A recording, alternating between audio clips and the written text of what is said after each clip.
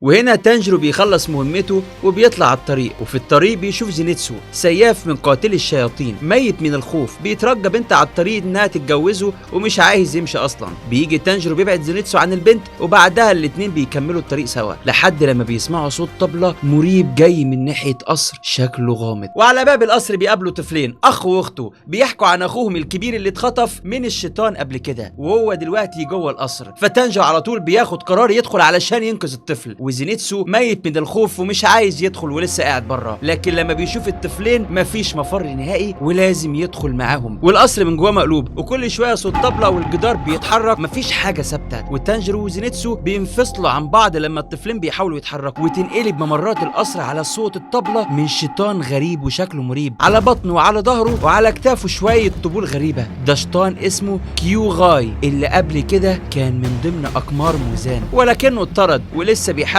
ياكل البشر علشان يقوي نفسه تاني. وفي نفس الوقت كان زينيتسو بيقع مع الطفل التاني ولسه ميت من الخوف ومش عاوز يعمل حاجه اصلا. وفي اللحظه دي بيظهر سياف متهور لابس على راسه قناع خنزير اسمه اينوسكي، بيقتحم المكان ما بيعملش حساب لحد، والقصر مقلوب على صوت الطبله، وكل لما كيوغاي بيخبط على طبله المكان كله بيتشقلب، والارض بتبقى سقف والسقف بيبقى حيطه ومخالب بتخرج من كل ناحيه. على الناحيه التانيه زينيتسو ميت من الخوف محشور مع الطفل التاني بيحاول يحميه على قد ما يقدر، لحد لما شيطان طويل اللسان بيخرج من ممر شكله مريب جاهز ياكل الطفل، وزينيتسو من الخضه بيقع على الارض مغمى عليه، وفجاه بيخرج منه وحش تاني خالص بيقوم وهو نايم سلاحه بيلمع، وضربه البرق بتخلص على الشيطان اللي لسانه طويل، وبعدها بيقع على الارض تاني لسه نايم ومش فاكر اصلا انه عمل حاجه. وهنا تانجيرو لسه بيحارب كيوغاي، وكل طبله بتغير ممر بتشقلب المكان، ومخالب بتقطع كل حاجه حواليه، لحد لما يحس انه خلاص قرب يحلل طريقه عمل طبول كيوغاي. كل ضربه كل تغيير مفيش حاجه بتتم عشوائي. وفي ممر تاني من ممرات القصر اينوسكي بيحارب شيطان تخين جدا، والسلاح بتاعه شغال على اخره، ما بيسالش على عدو ولا صاحب، ما بيشوفش غير القتال، ما بيفكرش، ما بيحاولش يحلل، عاوز يشبع جنونه وحماسه. وهنا تانجيرو بيحمي تيريكو يحاول يحافظ على تركيزه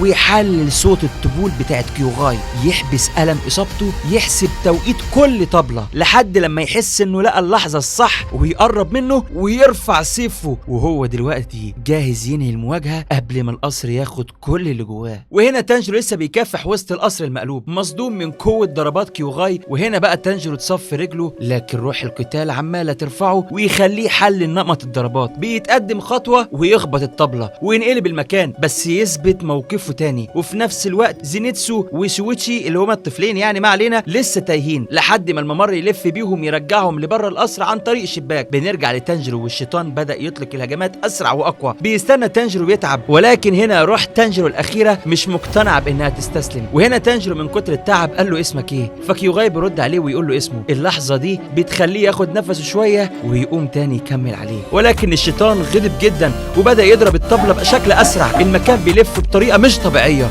وده خلى تانجيرو قعد يلف في الهواء ومش عارف يعمل ايه، لحد لما بيحس انه خلاص لقى طريقه عمل كيوغاي، وكل صوت طبله ليه حركه معينه، وكل ضربه ليها ممر، مفيش حاجه عشوائيه، بياخد نفس طويل بيجمع كل تركيزه وبيستغل اللحظه اللي بيبقى فيها سكون قبل كل طبله، وبينفذ سحبه بالسيف على رقبه كيوغاي على طول، ضربه سريعه بتفصل راسه وتنهي المواجهه. وتانجيرو بياخد نفسه بيشيل تيريكو على ظهره وبيخرج من القصر ببطء، لسه مش مصدق انه خلص على واحد من الشياطين اللي كانت من ضمن اقمار موزان قبل كده. لما بيخرج بيشوف مشهد غريب على باب القصر، زينيتسو قاعد على الارض بيحمي صندوق نيزوكو وجسمه مليان ضربات من اينوسكي اللي ما بيرحمش ولا بيسال على عدوه. وهنا زينيتسو بيقول له انا بحمي الصندوق دوت علشان انت بتقول ان ده اهم من حياتك. وهنا تانجيرو ما بيتحملش انه يشوف زينيتسو كده ابدا، بيجري على اينوسكي ويحاول يمنعه ويحمي صندوق نيزوكو، وبيحصل بينهم مواجهه على باب القصر. ونيجي لتانجيرو وهو واقف قصاد اينوسكي مش فاهم يعني ايه حمايه، كل اللي على باله انه يحارب وبس، يشبع جنونه، يهجم على كل اللي قدامه، ما بيسالش على عدوه ولا صاحب. الضربات بينهم بتعلى والاتنين بيخبطوا ببعض بكل قوه، لحد لما تانجيرو بيوصل لقوه مرعبه وبيخبط راسه على راس اينوسكي،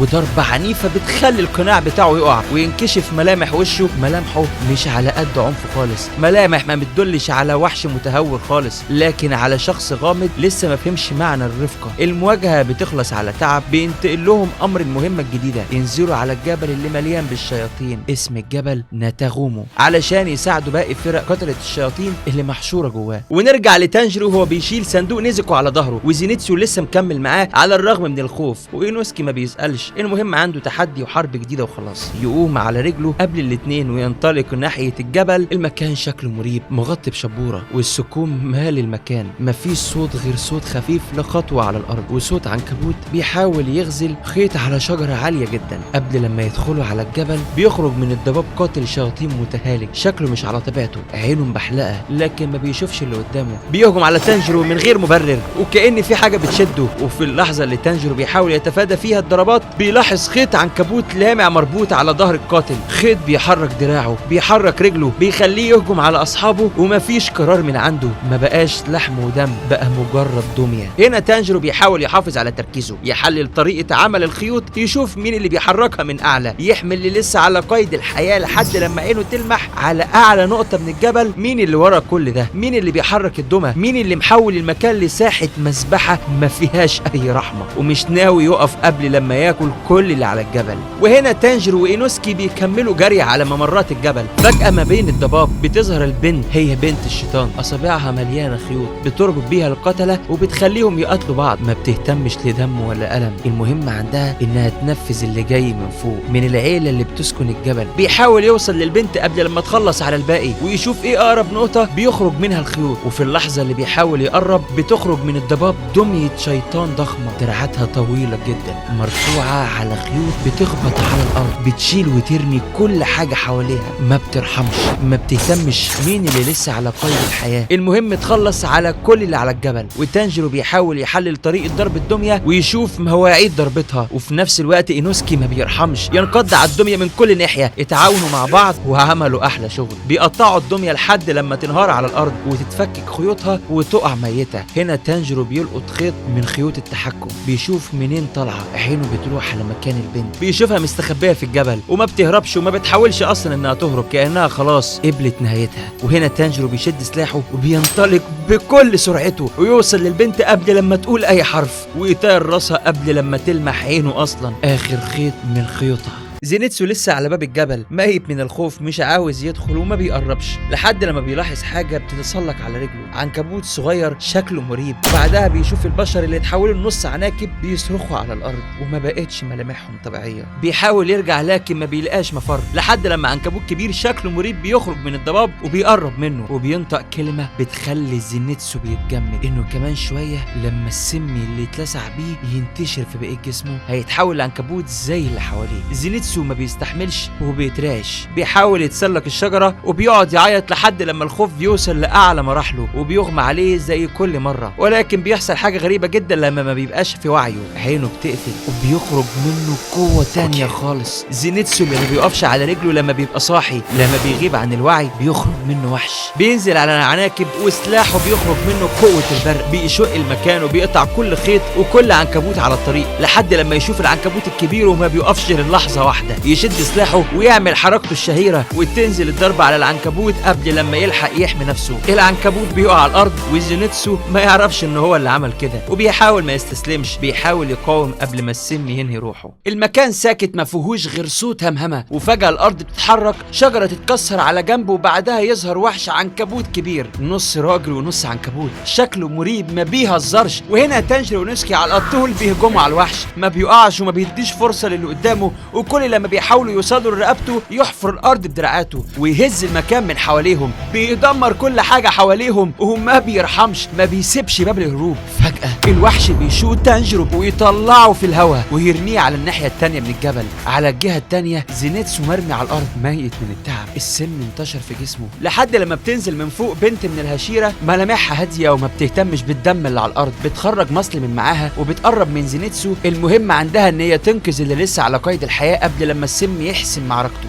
على الناحيه الثالثه تانجيرو لسه على الارض بيحاول يلم سلاحه، لسه بيحاول يشوف مين اللي محوط المكان، مين اللي لسه ما بطلش القتال على الجبل ده، على الناحيه اللي سابها تانجيرو، انوسكي لسه بيحارب الوحش، وكل ما يحاول يشق دراعاته الوحش يحفر في الارض اكتر، يحاول يحطم كل حاجه حواليه لحد لما يحاصر انوسكي، ومفيش مفر ومفيش مخرج، مفيش غير صوت السلاح وضربات الارض قبل لما الوحش ينزل على انوسكي بضربته الاخيره. فجاه قبل لما توصل الضربه بنشوف سلاح بيشق الجو، دراع الوحش بتطير، وبعدها بلحظه سلاح تاني بيطير رقبته، مفيش غير ملامح كيو هشير الماء، ما بيسيبش اثر للي حاول يحارب في المكان ده. ونرجع لتانجيرو وهو واقف قدام روي، عنكبوت من العيار التقيل، السيوف بتتكسر وضربات بتقطع الهواء، وتانجيرو عمال يحاول لكن مفيش اي فايده. تانجيرو الوضع عنده مش لذيذ خالص، السيف مكسور وضربات خيط العنكبوت محاصراه من كل مكان. روي فاكر انه خلاص خلص على البطل، لكن على مين؟ قبل ما يقضي عليه نيزوكو بتصحى وتنقذ اخوها. قبل ما توصل لاخر المواجهه روي بيقرر يلعب باسلوب حقير، لما لقى نيزوكو بتدافع عن تانجيرو اتجنن، رفعها بخيوطه وربطها من ايديها ورجليها مصلوبه على خيوط عنكبوت، خيط بيحفر في لحمها، الدم ينزل على الارض وصراخ نيزوكو بيرج المكان كله. روي بس مش عايز يقتلها، ده عايز يحطمها ويحسسها بالعجز قبل ما يقضي عليها. لكن على الناحيه التانيه يجي تانجيرو اللي بيشوف اخته بتتعذب قدامه، النار بتولع جواه، عينه بتلمع وضربات القلب بتعلى عنده، وكل ألم نيزوكو وكل قطرة دم نزلت منها بتتجمع جواه لغضب، بتتحول لنقطة غليان من النار اللي بتنفجر لما بيفتكر ذكرى باباه زي البركان. وتانجيرو بيخترق خيوط العنكبوت والسيف بيولع وضرباته بيطير رقبة روي وتنهي عذابه على صوت مزيكا بتخليك تهز المكان من حماس.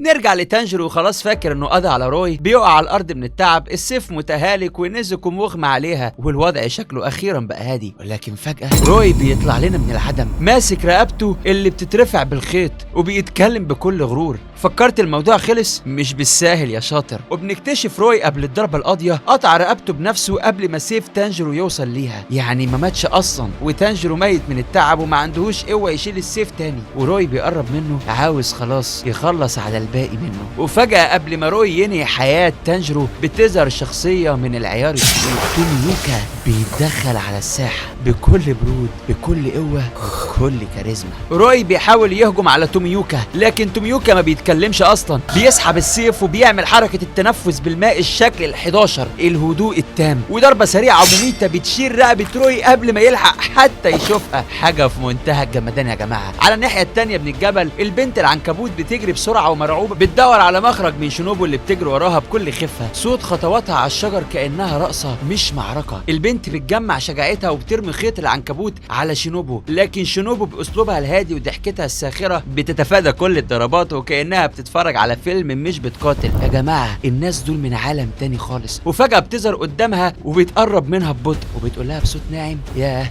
شكلك مريضة ومش عايزة تتعبي، مفيش مشاكل، عندي طريقة نعالجك بيها، بس الأول قوليلي على كل جرايمك، أنا هخليكي تموتي من غير أي ألم. شينوبو بتلمع بالسلاح بتاعها، سلاح مخصص للطعن فيه سم مميت، وبتجري على البنت بسرعة البرق، حركة واحدة وطعنة سريعة على رقبة البنت قبل ما تحس أصلا، قبل ما بتنطق السم بيجري في عروقها وجسمها بيبدأ يترمى على الأرض. على الناحية التانية كيو بيشوف تانجيرو مصاب وبيشوف نيزوكو على الأرض، ومش بيحاول يأذيها، بالعكس بيحميها لما شينوبو توصل على أمل تخلص على نيزوكو، لكن كيو بيوقفها بكل قوة وبكل برود. شينوبو بتتفرج على الوضع بتبتسم لكن مش بتستسلم، بتحاول تعدي. بيحصل بينهم مشهد أكشن على السريع، سيوف بتتصادم وحركات سريعة ومبهرة جدا. شينوبو بتبعد عن كيو للحظة، بتستغل الفرصة وتنقض على تانجيرو وبتوقعه على الأرض بكل سلاسة، وتنزل بسلاحها على نيزوكو علشان تخلص عليها، لكن قبل ما تضربها نيزوكو بتفوق وتطلع تجري، بتحاول تهرب منها. وفجأة قبل ما توصل لنقطة مميتة كيو بيظهر تاني، بيحط سيفه على رقبة شينوبو وبيوقفها، ونظراته كلها جد وحسم. شينوبو بتبصله وبتبتسم وتقول بنبرة هادية وفيها تحدي، ماشي يا سيدي طالما متمسك بيهم يبقى ناخدهم معانا ونشوف الموضوع على حقيقته. وكده بتقرر توقف مطاردتهم وهتطلب باقي المجموعة علشان ينقلوا تانجيرو ونيزوكو على المقر، وتشوف محكمة قتلة الشياطين هتقرر تعمل معاهم ايه. نرجع بقى لتانجيرو وهو مغمى عليه ومربوط بالحبال ومتكتف على الارض، وحواليه 9 من اقوى افراد فايلق قتلة الشياطين. الشياطين، من الاخر كده الهشره. واخيرا دلوقتي كده عرفنا مين الهشره. الهشره هم اقوى ناس في فيلق قتله الشياطين، كل واحد منهم ليه شكله وسلاحه وطريقته، وكلهم مش عاجبهم فكره ان نيزوكو شيطانه لسه عايشه. بيتكلم سانمي عمود الرياح، شكله وحشي مليان جروح وشايل سيفه، عينه بتطلع شر ومش مصدق اصلا اللي بيحصل ده. شيطانه لسه عايشه وفي حضن صياد لازم تنقتل. بيطعن نيزوكو بالسيف وهي جوه الصندوق، وبيغضب تانجيرو غضب شديد جدا، بيهجم عليه وفجاه بيطير في الهواء وبوم بيديله بالروسيه، والكل بينصدم ازاي تانجيرو قدر يضرب هشره مع ان توميوكا قال له اقف وما تعملش اي حاجه لان القائد جاي حالا. وهنا القائد بيدخل والهشره بيقولوا انه لازم الشيطانه دي تموت حالا، ولكن الزعيم بيقول مش هنقدر نقرر دلوقتي، وبيحكي لهم ان تانجيرو شاف موزان. كلهم بيندهشوا وبيتخضوا وبيقولوا الطفل ده شاف موزان واحنا الهشره ما شفناهوش. وفي الوقت ده سانمي بيقرر يختبر نيزوكو، بيخرج سكينه وبيقطع ايده وينزل الدم على الصندوق اللي محبوسه فيها نيزوكو، بيحاول يغريها من الاخر بدمه علشان يشوف لو هتهاجمه ولا لا. نيزوكو بتفتح باب القفص ببطء